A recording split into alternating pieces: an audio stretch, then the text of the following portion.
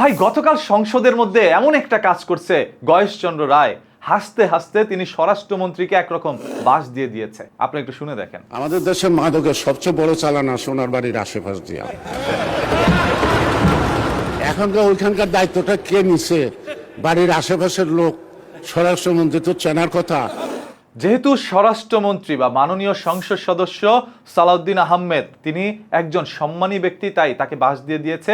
এইভাবে কথাটা না বলে আমরা এইভাবে বলতে পারি, হাসতে হাসতে তাকে একটি শিক্ষা দিয়ে দিয়েছে। স্বরাষ্ট্রমন্ত্রী সালাউদ্দিনের বাড়ির আশপাশ দিয়ে কিন্তু মাদকের চোরাচালানগুলো চলে, সেখান দিয়েই বাংলাদেশের সব থেকে বেশি মাদক সরবরাহ হয়। এইভাবেই কথাটা বলছিলেন গয়েশচন্দ্র রায়, তবে তিনি মুখে দিয়েছিলেন একটু হাসি, যার কারণে বিষয়টা আপনাদের কাছে হাস্যকর মনে হতে পারে, তবে বিষয়টা হাসির নয়। যেই স্বরাষ্ট্রমন্ত্রী পুরো দেশটাকে নিয়ন্ত্রণ করছে, যেই স্বরাষ্ট্রমন্ত্রীর কথা শুনে আইন শৃঙ্খলা বাহিনী চলে, সেই স্বরাষ্ট্রমন্ত্রীর বাড়ির আশপাশ দিয়ে যদি মাদক সরবরাহ করা হয়, তাহলে কিভাবে তিনি পুরো দেশ নিয়ন্ত্রণ করবে, এটাই বোঝানোর চেষ্টা করছিলাম। সংসদের মধ্যে অনেকেই তো অনেক ধরনের কথা বলেন, যেখানে 1 মিনিট কথা বলতে গেলে লক্ষ লক্ষ টাকা ব্যয় হয়, সেখানে আপনারা কারো কাছ থেকে শার্ট প্যান্ট গাড়ি বাড়ি চাইতে পারেন, জনগণের জন্য কিছু চান। এই গয়েশচন্দ্র রায়কে আপনারা দেখেছিলেন ডিবি অফিসের মধ্যে নিয়ে নির্মমতা চালানো হয়, পরবর্তীতে তাকে ভাত খাইয়ে আবার বাড়িতে পাঠানো হয়। আজ তিনি সংসদে বসে একটি উচিত কথা বলেছেন, সেটা স্বরাষ্ট্রমন্ত্রীর বাড়ির আশপাশ দিয়ে যাক আর অন্য কোনো জায়গা দিয়ে যাক, তিনি বোঝানোর চেষ্টা করেছেন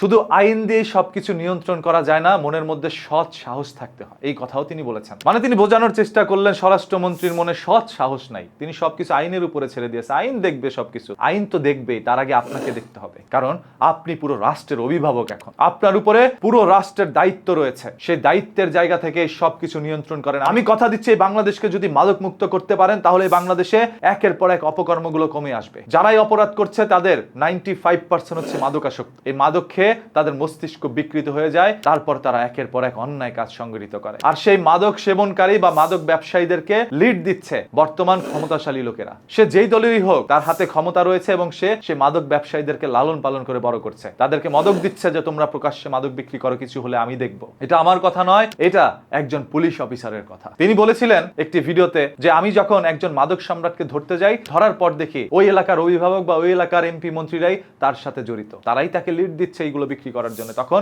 আমরা খুব লজ্জিত হই। আসলে শুধু একজন পুলিশ অফিসারই লজ্জিত নয়, আমরা পুরো জাতি আজ লজ্জিত। যেখানে আমরা ভোট দিয়ে নির্বাচিত করি একজন সংসদ সদস্যকে, সে যখন কোনো চোরাচালানকারী বা এরকম মাদক সম্রাটদেরকে ক্ষমতা দেয় পিছন থেকে, তখন আমরা সবাই আসলে লজ্জিত হই। আমাদের মন ভেঙে যায়, বিশ্বাস ভেঙে যায় যে কাদেরকে আমরা ভোট দিয়ে নির্বাচিত করলাম। বাংলাদেশের সরকার, মাননীয় প্রধানমন্ত্রী জনাব তারেক রহমান কিন্তু ইতিমধ্যেই মাদকের বিরুদ্ধে 0 টলারেন্স জারি করেছে, তবে সেটার কার্যকারিতা আমরা দেখতে চাই এখন। এছাড়া মাননীয় স্বরাষ্ট্রমন্ত্রী জনাব সালাউদ্দিন আহমেদ তিনিও বলেছে বাংলাদেশের মধ্যে 80 লক্ষ মাদকাসক্ত মানুষ রয়েছে। 18 কোটি মানুষের মধ্যে 80 লক্ষ মানুষই মাদকাসক্ত। আর ওই দেশের মধ্যে আপনার আমার সন্তানকে বড় করার চেষ্টা করছি, 80 লক্ষ মাদকাসক্তের মাঝখান দিয়ে আপনার আমার সন্তান কিভাবে মানুষ হবে? প্রশ্ন কিন্তু থেকেই যায়। সেই 80 লক্ষ মাদকাসক্ত মানুষকে মাদকাসক্ত বানিয়েছে কিছু সংখ্যক মানুষ। সেই কিছু সংখ্যক মানুষের শিকড় থেকে টান দিয়ে গোড়াটাকে উকড়ে ধরে ফেলে দেন, তাহলে দেখবেন এই দেশে আপনার আমার মা বোনের ইজ্জতকে হরণ করতে আসবে না, আপনার আমার মা বোনের ইজ্জত কারো হাতে যাবে না, আপনার আমার ভাই বোন বেঁচে থাকবে স্বাধীনভাবে এই দেশে, শুধুমাত্র